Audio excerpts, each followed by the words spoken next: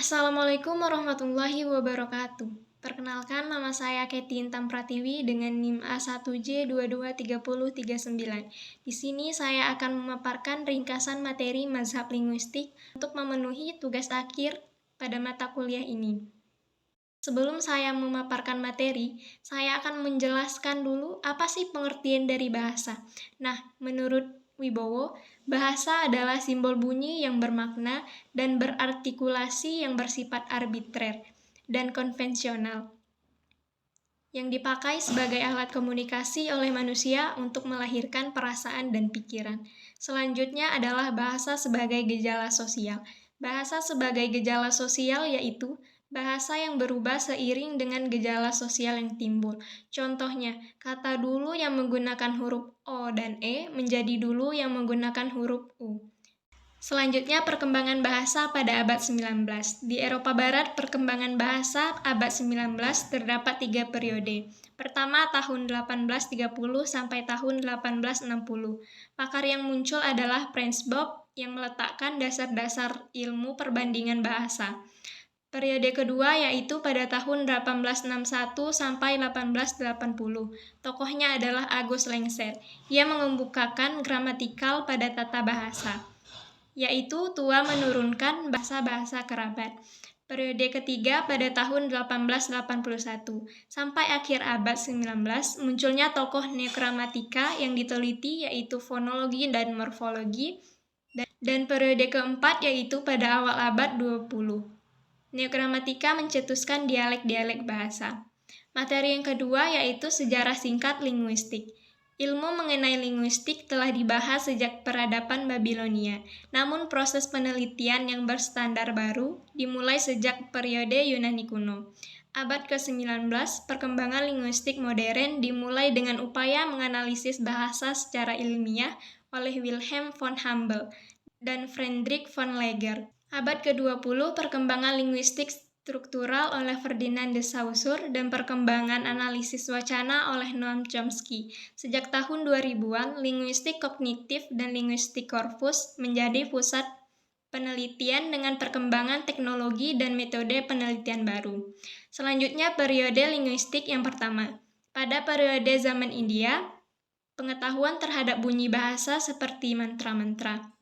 Selanjutnya, zaman Yunani, yaitu munculnya makna filosofi bahasa, contohnya bisa yang berarti racun atau bisa yang berarti mampu. Yang ketiga yaitu zaman Romawi, munculnya bentuk kata atau morfologi. Dan yang keempat zaman pertengahan, yaitu munculnya etimologi bahasa atau mempelajari asal-usul kata. Misalnya, kita menyepakati bahasa, menulis disebut dengan menulis. Dan yang terakhir yaitu zaman Renaissance, yaitu membuka abad modern. Pada zaman ini dikemukakan kesepakatan bahasa yang akan disepakati. Materi selanjutnya yaitu teori-teori linguistik. Teori tradisional melihat filsafat kebahasaan berkaitan dengan tradisi-tradisi yang dilakukan. Teori ini berisi perdebatan tentang sifat suatu bahasa alami, sifat konvensi, dan sifat teratur, serta tidak teraturnya bahasa. Selanjutnya, teori struktural. Teori ini melibatkan logika. Ketika bahasa tidak ditempatkan, maka akan melanggar aturan penggunaan bahasa. Seperti menanyakan usia kepada orang akan menimbulkan pemikiran yang berbeda-beda dari setiap orang. Selanjutnya, teori transformasi yang dikemukakan oleh Noam Chomsky. Ia berpendapat bahwa suatu ilmu bahasa yang bermula oleh bahasa adalah aliran dari bahasa tersebut. Selanjutnya, materi tentang aliran linguistik Swiss. Aliran linguistik Swiss dipimpin oleh Ferdinand de Saussure, seorang ahli bahasa terkemuka pada abad ke-20. Ia membuat konsep langue dan parole yang mengubah cara kita memahami dan menganalisis bahasa. Adapun implikasi dan pengaruh aliran Swiss yaitu mengidentifikasi studi linguistik modern yang menghadirkan pendekatan formalistik dan sistematis dalam mempelajari dan menganalisis bahasa, yang menjadi dasar bagi disiplin ilmu linguistik modern. Selanjutnya, aliran Swiss juga memetakan sistem bahasa yaitu konsep langue dan parole, membantu dalam memahami relasi antar struktur bahasa yang sistematis dan penggunaan bahasa yang bervariasi. Pengaruh terakhir yaitu pada disiplin pendekatan dan teori aliran Swiss, mempengaruhi dan berkontribusi pada banyak disiplin ilmu lain seperti sastra, antropologi, dan psikologi. Selanjutnya materi tentang tata bahasa fungsional. Tata bahasa fungsional adalah teori penggunaan bahasa yang menitik beratkan analisis bahasa pada penyampaian informasi, baik dalam bentuk lisan maupun tulisan. Teori Holiday tentang tata bahasa fungsional yaitu menafsirkan semua unit bahasa, klausa, frasa, dan unit bahasa lainnya sebagai konfigurasi fungsi organis atau lebih singkatnya, harus memahami tata bahasa. Pentingnya analisis fungsi adalah untuk membedakan analisis kalimat dalam struktur makna dan konteks penggunaan, yang berbeda dalam 3 tataran, yaitu yang pertama fungsi sintaksis atau penyusun kalimat, yang kedua fungsi semantis atau pendekatan mengenai makna kalimat, dan yang ketiga adalah fungsi pragmatis, yaitu fungsi pendekatan eksternal yang harus memiliki konteks. Selanjutnya adalah aliran Copenhagen. Pendiri aliran Copenhagen salah satunya adalah Louis Jamsep. Ia mengembangkan teori linguistiknya sendiri yang dikenal sebagai glosematik, yang merupakan analisis struktural bahasa. Contohnya adalah mengelompokkan kata seperti tulis menjadi menulis, tulisan, dan lain-lain. Selanjutnya mengemukakan struktur bahasa berdasarkan sosial budaya, seperti saat memanggil dosen harus menggunakan kata bapak atau ibu. Selanjutnya adalah aliran London oleh John Roberts, yang merupakan tokoh penting dalam membangun linguistik seperti disiplin ilmu yang otonomi. Di Inggris ia dikenal karena ketertarikannya dan ide-ide yang original yang secara umum mengangkat 4 hal, yaitu yang pertama, ide bahwa kajian makna dan konteks harus menjadi kajian sentral dalam linguistik. Yang kedua yaitu diskusi tentang sejarah linguistik, khususnya tentang paralinguis dari Inggris. Yang ketiga yaitu kajian tentang fonologi, khususnya pengembangan modal analisis prosodik. Dan yang terakhir yaitu deskripsi linguistik bahasa India dan Asia Selatan. Selanjutnya materi tentang tata bahasa tradisional. Aliran linguistik tradisional oleh banyak linguis dipandang sebagai teori linguistik perspektif. Linguistik perspektif sendiri berusaha merumuskan aturan-aturan berbahasa yang benar dari sudut pandang linguis dan tidak berdasarkan deskripsi bahasa. Selanjutnya adalah aliran Praha, yang mempunyai ciri khas yaitu titik berat telaah pada fungsi-fungsi bahasa. Contohnya pada bidang garapan kelompok aliran Praha, yaitu fonologi dan studi pola bunyi yang mempunyai arti fungsional. Selanjutnya adalah aliran strukturalisme Amerika. Aliran ini berfungsi pada struktur bahasa. Struktur itu sendiri terdiri dari font, fonem, morfem, kata, kalimat, dan wacana. Kita akan membahas beberapa tokoh linguis aliran strukturalisme Amerika serta pemikiran mereka atau kajiannya. Yang pertama pada Franz Bopp, yang mengemukakan pemikirannya tentang gramatikal pronomina, dan selanjutnya ada Edward Sapira, yang mengusulkan pemikirannya tentang unsur-unsur tutur bunyi bahasa, bentuk bahasa, ras, dan kebudayaan. Dan yang ketiga yaitu Leonard, yang mengemukakan pendapat tentang order atau urutan, penggunaan sekunder, modifikasi fonetik, dan seleksi kata atau kalimat materi. Selanjutnya yaitu tentang tata bahasa aliran taksonomi. Aliran taksonomi yaitu yang objek kajiannya adalah bahasa-bahasa yang masih ada pemakaiannya. Selanjutnya materi tentang tata bahasa takmemik. Aliran tata bahasa takmemik terdiri dari teori kesemestaan, yaitu tentang ciri-ciri atau karakter masing-masing bahasa yang ada di dunia. Selanjutnya ada teori tentang sifat elektif, yang memahami unsur-unsur bahasa, hubungan antar unsur kalimat yang menghasilkan makna. Takmen memiliki ciri-ciri. Yang pertama slot, yaitu penamaan unsur penyusun. Yang kedua yaitu wujud, takmen yang bisa dianalisis. Dan yang ketiga yaitu peran, yaitu menjadikan fungsi-fungsi peran SPOK. Dan yang terakhir kohesi, yaitu mengontrol hubungan yang memiliki makna. Selanjutnya ada konsep-konsep dasar tata bahasa takmemik. Konsep-konsepnya terdiri dari takmem, yaitu korelasi fungsi gramatikal. Selanjutnya ada konstruksi atau sintagmen, yaitu untayan tangan yang potensial. Berikutnya ada hierarki gramatikal, yaitu berdasarkan konteks pembicaraan, dan yang terakhir ada pemetaan, yaitu tingkat-tingkatan umum materi.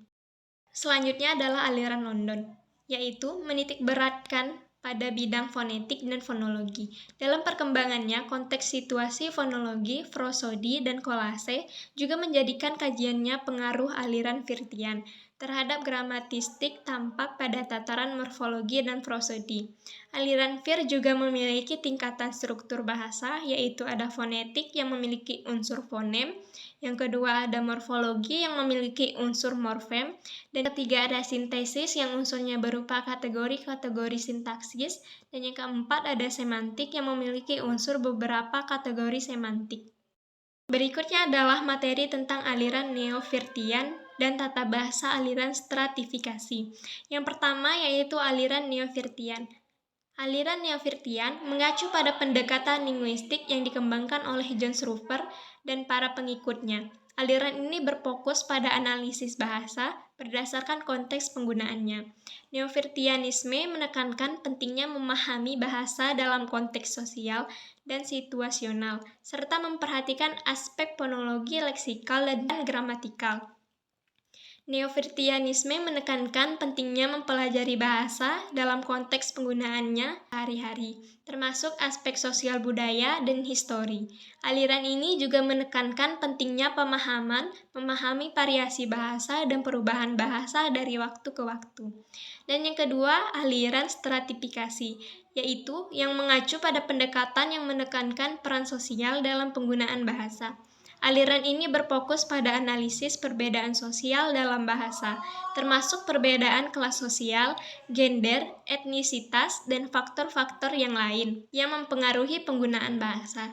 Pendekatan stratifikasi meliputi bahasa sebagai cerminan struktur sosial yang lebih luas. Aliran ini mempelajari bagaimana perbedaan sosial mempengaruhi pilihan bahasa. Variasi dialek dan perubahan bahasa, aliran stratifikasi juga memperhatikan peran kekuasaan dan dominasi dalam. Selanjutnya aliran tata bahasa Chomsky. Aliran Chomsky juga dikenal dengan aliran generatif, yaitu pendekatan teoritis untuk memahami struktur bahasa dan tampak memiliki dampak besar dalam linguistik dan ilmu kognitif terhadap beberapa aliran atau tingkatan. Dalam tata bahasa aliran Chomsky, yaitu yang pertama, tata bahasa kontekstual menggambarkan aturan sintaksis yang lebih kuat daripada tata bahasa kontekstual yang mempertimbangkan konteks sekitarnya. Kedua, tata bahasa konteks bebas. Aturan sintaksis dalam tata bahasa ini tidak mempertimbangkan konteks sekitarnya. Ketiga, tata bahasa generatif. Kata bahasa generatif memandang bahasa sebagai hasil dan proses yang menghasilkan struktur kata bahasa. Yang keempat, tata bahasa minimalis adalah teori yang mengemukakan bahwa struktur tata bahasa yang paling sederhana dan efisien digunakan pemahaman produksi bahasa. Dan yang kelima, tata bahasa kasus. Tata bahasa kasus adalah bagian dari tata bahasa yang mempelajari penggunaan dan fungsi kasus. Dalam suatu bahasa kasus mengacu pada bentuk atau infeksi yang diberikan pada kata untuk menunjukkan peran atau fungsi gramatikal dalam satu kalimat.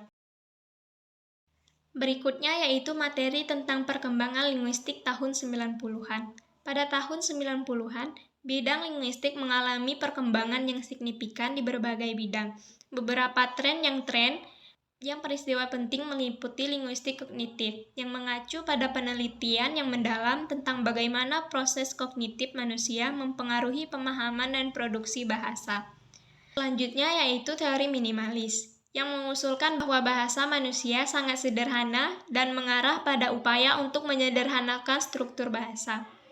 Dan yang selanjutnya adalah neurolinguistik, yaitu studi tentang hubungan antara bahasa dan otak semakin maju. Selanjutnya adalah linguistik terapan, yang fokus pada penggunaan bahasa dalam konteks sehari-hari. Selanjutnya adalah multigualisme, yaitu pada perkembangan ini, studi tentang bahasa-bahasa yang berinteraksi di lingkungan multilingual semakin mendapatkan perhatian yang keenam, yaitu teknologi dan linguistik semakin maju.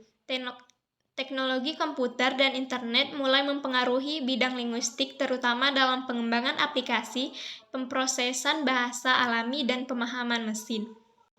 Dan yang selanjutnya kita akan membahas materi tentang linguistik umum. Linguistik umum adalah ilmu bahasa secara umum atau ilmu terikat pada satu bahasa saja. Selanjutnya konsep tata bahasa universal manusia. Tata bahasa universal. Manusia berusaha menciptakan konsep bahasa universal karena adanya kesulitan berbahasa yang timbul sebagai akibat dari perbedaan sistem kebahasaan di setiap masyarakat bahasa. Berikutnya linguistik deskriptif. Linguistik deskriptif menurut istilah linguistik deskriptif atau linguistik sinkronik adalah ilmu yang mengkaji bahasa pada masa yang terbatas. Linguistik deskriptif artinya mendeskripsikan bahasa secara apa adanya pada suatu masa tertentu. Selanjutnya linguistik histori komparatif, yaitu cabang ilmu linguistik yang menelaah perkembangan bahasa dari satu masa ke masa yang lain, dengan mengamati cara bagaimana bahasa-bahasa mengalami perubahan serta mengkaji sebab akibat dari perubahan bahasa. Dan yang terakhir yaitu filologi, yang merupakan suatu disiplin ilmu yang berhubungan dengan studi terhadap hasil budaya manusia pada masa lampau. Filologi diartikan sebagai suatu ilmu yang objek penelitiannya adalah manuskrip kuno. Selanjutnya materi tentang makrolinguistik dan mikrolinguistik. Makrolinguistik mengkaji bahasa dalam kaitannya dengan masalah psikologi sosial, instruksi sosial, medis, psikologis, dan lainnya. Sedangkan mikrolinguistik mengeksplorasi bahasa sebagai fenomena alam yang otonomi. Mikrolinguistik mempelajari karakteristik, struktur, dan operasi bahasa. Kajian mikrolinguistik meliputi fonologi, yaitu mempelajari peran bunyi bahasa yang merupakan bidang mikrolinguistik yang membahas tentang kata dan pengelompokan kata semantik yang mengkaji makna, leksikal, gramatikal, dan kontekstual, dan sintaksis yang mengkaji satuan kata dan satuan di atas kata, hubungannya dengan cara menyesuaikannya. Linguistik teoritis, yaitu bidang linguistik yang mengkaji dan mengupas bahasa untuk mendapatkan kaidah-kaidah yang berlaku dalam bahasa linguistik teoritis. Linguistik teoritis, yaitu bidang linguistik yang mengkaji dan mengupas bahasa untuk mendapatkan kaidah-kaidah yang berlaku. Dalam bahasa linguistik teoritis, ada yang bersifat umum dan ada yang bersifat khusus. Selanjutnya adalah linguistik terapan. Linguistik terapan adalah pemanfaatan pengetahuan tentang alamiah bahasa yang dihasilkan oleh peneliti bahasa, yang dipergunakan untuk meningkatkan keberhasilan tugas-tugas praktis yang menggunakan bahasa sebagai komponen inti. Berikutnya ada statemen deskriptif dan statemen preskriptif. Statemen deskriptif yaitu menggambarkan keadaan atau fakta tanpa menilai atau memberikan saran. Contohnya bahasa Inggris memiliki 26 alfabetnya. Sedangkan preskriptif yaitu panduan saran atau norma tentang apa yang seharusnya dilakukan atau bagaimana sesuatu seharusnya berlangsung. Contohnya pemakaian bahasa yang jelas dan tepat disarankan dalam penulisan ilmiah. Langue dan parole menurut Ferdinand de Saussure adalah keseluruhan kebiasaan kata yang diperoleh secara pasif dan diajarkan dalam masyarakat. Menurutnya, seluruh kebiasaan ini memungkinkan penutur untuk memahami dan menghasilkan unsur yang dipahami penutur serta masyarakat. Langue juga disebut sebagai kumpulan simbol suara yang digunakan dalam masyarakat. Langue tidak bisa dipisahkan antara bunyi dan gerak mulut. Misalnya, dalam kata pergi, kata tersebut memiliki makna pengusiran dan menyuruh. Parole merupakan objek konkret berwujud ujaran nyata yang diucapkan oleh penutur. Berikutnya yaitu kompetensi dan performasi. Kompetensi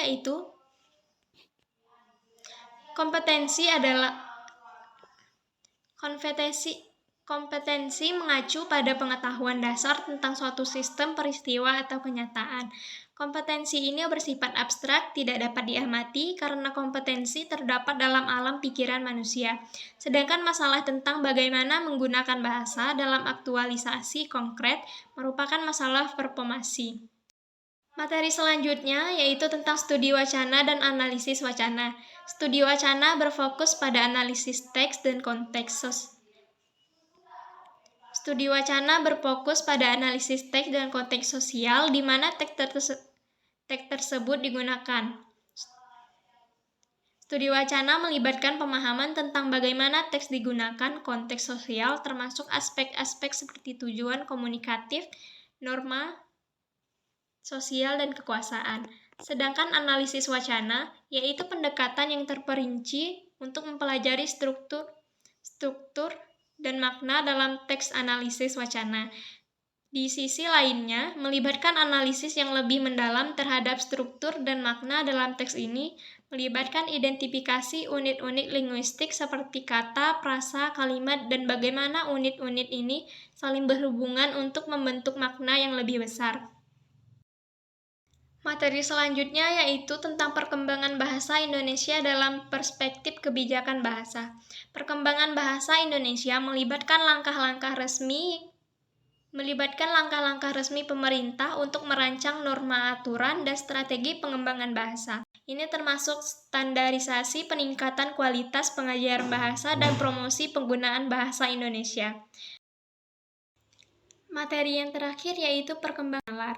Setelah terbentuknya bahasa Indonesia, pada saat itulah perkembangan bahasa Indonesia mulai berkembang, yaitu pada tanggal 28 Oktober 1928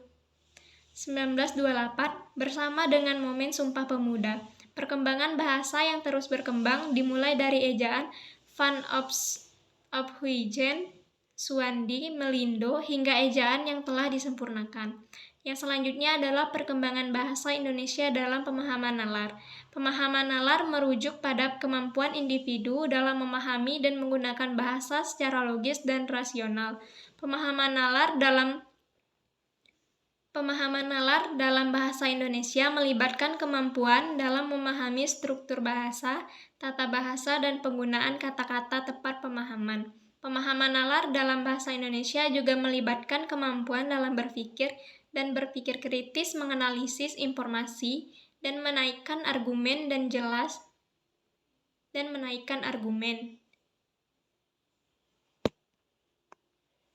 Berpikir kritis, menganalisis informasi, dan menaikkan argumen yang jelas dan logis. Hal ini dalam membangun pemahaman yang akurat dan menghindari kesalahpahaman dalam komunikasi.